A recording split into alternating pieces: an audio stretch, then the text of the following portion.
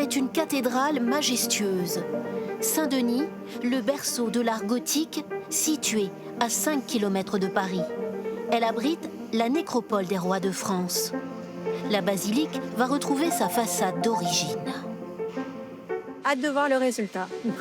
Sa tour et sa flèche sont en train d'être reconstruites à l'identique, comme au Moyen-Âge. La flèche qui surmonte la tour, qui culmine à 90 mètres, elle est construite à la fin du XIIe siècle, début XIIIe siècle. Elle est un signe de ralliement sur tout le territoire.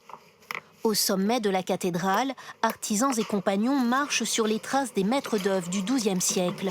Chaque pierre est positionnée à l'aide de plans et de niveaux, puis scellée à la chaux.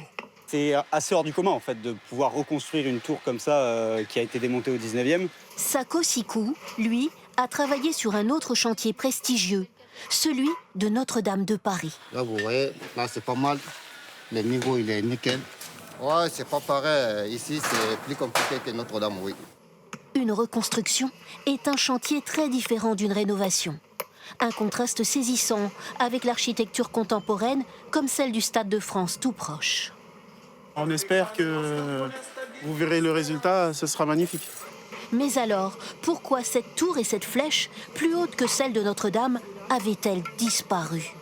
C'est passé il y a plus de 180 ans une espèce de cataclysme, des vents, des orages qui ont fragilisé en fait tout l'édifice. Donc on a décidé de démonter cette tour et cette flèche en 1846-1847.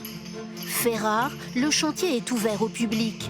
Les taillandiers forgent les outils qui sont utilisés par les tailleurs de pierre, peu habitués à dévoiler les coulisses de leur art.